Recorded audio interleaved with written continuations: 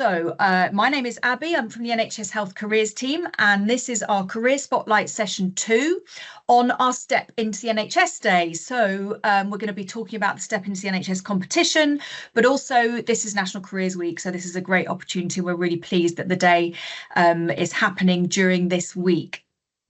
And you're going to be hearing from Charles and Izzy soon, and we'll be telling you more about how the session, what you're going to need to do during this session. So we are really looking forward to it. Okay, so we've got a little bit of housekeeping to do first. So hopefully you can all hear, although that seems to be the least of the problems with this session, but hopefully you can hear. If you can't, try turning the speakers up, but if that doesn't work, then leave the session and rejoin, and hopefully that should fix the problems. So yeah, leaving the Teams call and rejoining sometimes sorts things out. I can see that someone is having problems hearing there. Speakers are muted, cameras are off, and we are recording this event, but please remember that the chat is very much open, and we look forward to being able to have your questions, comments, etc. Coming in. I'm really pleased to hear that some people can hear, so that's good. So hopefully any sound issues can be sorted out locally. Okay, so let's welcome Charles and Izzy to the session, to fabulous NHS staff. And we have got a challenge for you today. So you are going to be involved in solving an NHS challenge. So Charles and Izzy will be explaining the challenge to you, and then we'll be hearing more about what Charles and Izzy do in their day job. And you'll have the chance to ask them live questions. So that will be really great as well. Hopefully you have got worksheets. Teachers, these were emailed out. So students, if you've got worksheets, use them to gather information and ideas during this session. You might be really inspired by some of the things you hear Charles and Izzy say. Note them down, note your questions down. This might help you with your entry for the competition. So please use those worksheets, or if you've got a bit of paper or something in front of you, then use that. And remember to get your questions. So be listening to what they're saying and thinking of what you want to find out during the session. Okay, so I think now we are over to Charles and Izzy for them to tell you what the challenge is. Hi guys, so today the challenge is for you to complete a social media challenge on how could you recruit young people into the NHS using social media. So you can work in teams to come up with how you'd create a social media post that might encourage other young people into the NHS. So you guys can either choose an image-based post, so this will grab people's attention, but will you be able to fit in all the key information? You also could do a video, which is good because it can captivate a lot of people's attention, but is it going to take you a lot of time to create this, and how are you going to produce it and present it? There is also post-based, so this is obviously you can put in all the key information in a written document, but also try not to make sure that it's too long, otherwise it might avoid people applying. So use the worksheets as well. So think about where you want to post it. Are you looking on social media, so Instagram, Facebook, TikTok? Are you thinking about LinkedIn, which is more for professionals? How would you make this an effective advert? So think about bold colours, bold writing, sort of headlines to captivate people. Come and work for our team. What's going to make it appealing to people? And you can make up the information. So when do you want the closing date to be, the location, salary, anything that you think is essential for a job to have for you to post it. Brilliant. Thank you, Charles and Izzy. So hopefully, and by the way, we haven't said what you, could you two just quickly say what your roles are? I know we'll be finding out more afterwards, but let's just hear, Charles, what's your role in the NHS? Sure thing. Yep. So I'm a social media manager at NHS England. So I complete tasks like this for my job all the time. Brilliant. So you can see why we've invited Charles to take part in this today. And Izzy, how about you? So I'm a human resources advisor. So a lot of people probably don't know what that is. So I support managers and staff with a range of different employment issues. So if someone's been off sick for a long time, if they're maybe not performing in their job very well, or if they've done something bad. So I follow a lot of laws and policies around all of that. So very exciting stuff.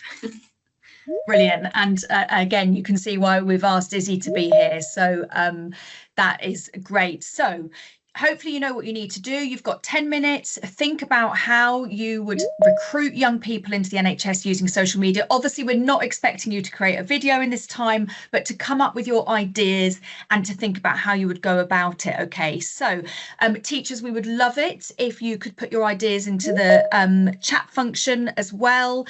And also, if you put these ideas up onto social media after today, that would be brilliant. And you can use the hashtag Step Into the NHS on social media. So let's make a bit of noise about this. That would be really good. So students, you've got 10 minutes, get working on this, use your worksheets, and we are going to come back at so just before 12:30, and we'll find out how you've been getting on. So see you in a bit.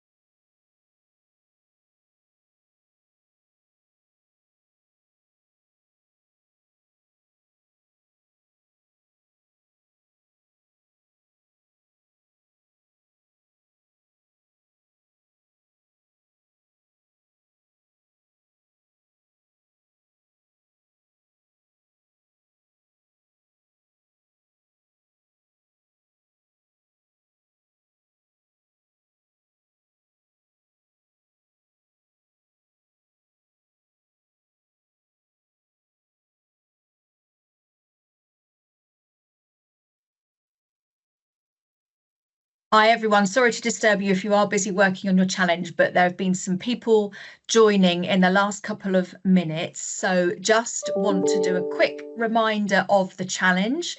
So you've got a few more minutes to get working on it. So we're asking you to think about how you would recruit young people into the NHS using social media.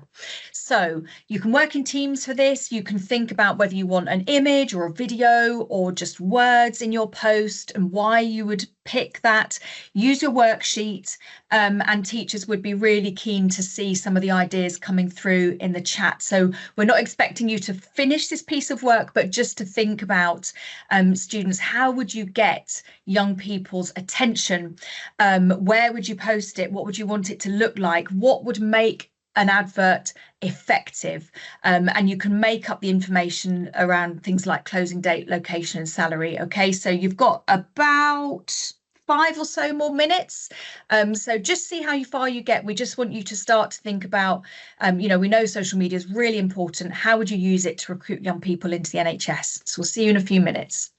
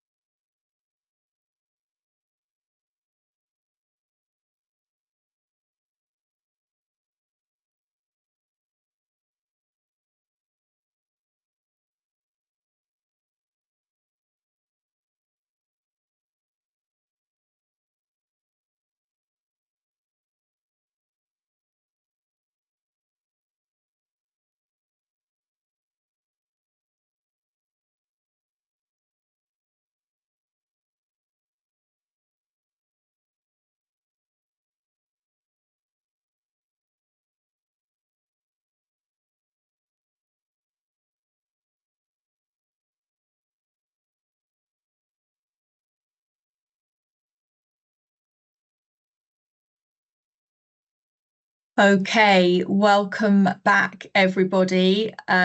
So we hope you enjoyed starting to have a think about that. Please don't worry if you haven't finished it, because you perhaps could have time later on today or over the next few days, perhaps to work on it. But we hope you enjoyed starting to just think about how you could recruit young people to the NHS, and make that advert really engaging. And I can see some ideas coming through on the chat, which is really brilliant to see. So people talking about teaching first aid skills and healthcare in schools as a way of attracting people to the NHS, cool posters, engaging videos, and on trend such as TikTok dances, online posters, and using popular social media platforms, etc.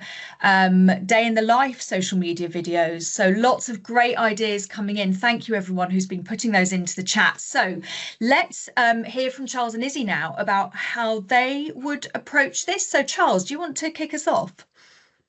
Sure thing.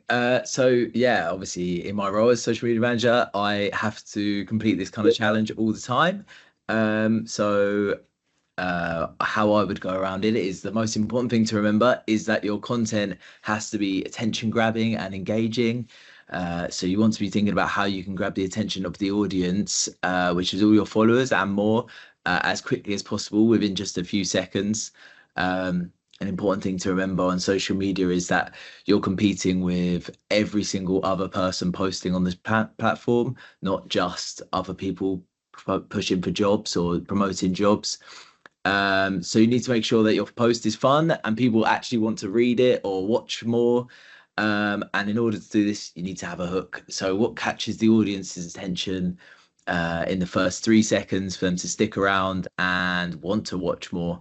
So if I was completing this task, I would think about what sort of trends. I can see people in the chat have said this sort of thing as well, like using TikTok trends and dances. So I would have to think about what trends I could use and jump on the back of and use for our own advantage. So I'm sure maybe lots of you would know about the trend that was around a little while ago called like subtle foreshadowing, which was basically where you might see someone have a can of Coke explode in their face for a split second just before, and then it goes on to show them reviewing the new flavor of Coke, or maybe a bike accident on like a pedal bike, and then someone falling over, but then it will cut back to them doing a trick, or trying a new trick or something like that, and you know something bad's about to happen or something exciting is about to happen, but then you stick around to watch the whole video to actually see the payoff. So how could we apply this to an NHS job? Might be something like showing a surgeon completing a really cool looking surgery and then cutting back to saying that there's someone about to go into surgery and explaining what they're about to do and why they love working in the NHS or something like that. Potentially getting people's attention is basically the hardest part of social media. So once you've got it, you're winning, and you can then include links to more information in the caption and tell people what you want them to do in the caption of the main video. That's how I would go about it. Brilliant, thank you, Charles. And that segues beautifully, I think, into what you started talking about, information. And Izzy, I'm guessing that's what you, from your point of view, might be focusing on. So how would you approach this? Yeah, so I think that ties in quite nicely, because obviously you want something that's, grabbing the target audience's attention, but then you also need to give them the details of what it is that they're getting involved in and what it is that they'd be doing. So the things that I would be looking at is the job title, or maybe it's a specific area that you're looking into. So could it be nurses? Is it physios, doctors, admin, corporate side? You don't know. The location as well, that's a key thing. Obviously, people aren't going to be wanting to travel across half the UK to get to a job, so that's very important. The potential salary as well, so where's the starting point, maybe where's the finishing point, because there's pay progression within that. The responsibilities, so that's called a job description. So this would be the roles that they'd be carrying out, the different tasks, what would be expected of them. And then also the skills and qualifications needed, which is called a person specification. So this could be if you need a relevant degree, or it could be just based on the experience that you have. It could be that you need to be more of a people person. Do you need to have data skills? It's really up to you and what you're sort of targeting towards. But that is important to have, because obviously you need to recruit the right person, and obviously that person needs to think if that role is right for them as well. Any potential benefits, so what else is going to entice them? Do they get a free membership to something? Do they get a lovely little discount? You just don't know. So I would also think about the deadline. So when is the potential advert closing? When are they having maybe an open day for something? You've got to put out some timelines out there in the next step. So if they wanted to get involved in something, who do they contact? Where can they go? Is there a site? So like Charles was saying, maybe a QR code that takes them to a different website so they can get more information. So there's a lot of information, but the main thing is getting the key information in there. Brilliant, thank you. It's so interesting hearing it from your kind of different angles. So it sounds to me like you've got to grab people's attention and then give them that key information so that they know what to do next and what they're getting into. So thank you both for sharing that. So let's find out more about what you both do, how you got into it, all of that kind of thing. So students, what do you want to know? What do you want to ask Charles and Izzy about their jobs? If you could let your teachers know, and teachers, if you could start to put questions in the chat, that would be brilliant. So Charles, if I could come to you first, what qualifications did you need to get into your job? So I did a degree in journalism before getting into my job, and had a couple of roles in social media before joining the NHS. But there's certainly no reason for, you definitely don't need a degree, and certainly not a degree in journalism. There are loads of routes in social media, and loads of roles in the NHS for social media. So people in my team have joined after showing that they run their own pages. So maybe it's just a fan page, or for like F1, or maybe you've got a personal account focusing on makeup tutorials. Either way, if you demonstrate that you can capture good content and grow a following, or explain how you've done that, you'll be able to get a job and work or work experience in social media. Brilliant, thank you. And just staying with you for a sec, what would you say the main skills you use in your job? So I think the main skills are being able to write clearly, but also being able to take a few risks, so and film content or make content. So you might have to learn that. Lots of you might not know how to edit video content, but if you're on TikTok, you've probably got quite a good understanding of how to do it already without you even realizing it. So yeah, those are probably the key skills. Brilliant, thanks Charles. And Izzy, how about you? How did you get into your role? So I didn't go to uni or anything. It wasn't really for me. So I knew that I wasn't going to do that. And I worked in an estate agency for 2 years. But I always wanted to get into human resourcing, but you needed a bit of experience under your belt. So in the estate agency, because I was dealing with different section 8s and section 21s, which is due to like notices, I had a bit of familiarity with policies and legislation. So that gave me a good stepping stone to then go into the NHS under a HR admin post, where I did my CIPD level 3, which is in people management. So it's kind of the same as like a BTEC. So it's a lot of coursework, and you just write a lot of essays, which isn't enjoyable, but it gets the job done. And after that, I'm now doing my level 5, and then I can do my level 7, which is equivalent to a master's. So there's lots of different routes. You can go to university, but you can also either do qualifications or just get experience and work your way up that way. Great stuff. So it sounds like lots of flexibility. Brilliant. Thank you both. So that I'd love to ask you more questions, but I know that we've got lots of questions coming into the chat, which is brilliant. So please keep those coming. Just before we take some questions from you, which can either be about Charles or Izzy's job, or about the challenge. We've got a question today that was chosen to be featured, and this question's from students at Lubavitch Girls Senior School. So we're just going to see what they asked, and I will just wait for that to come up in a sec.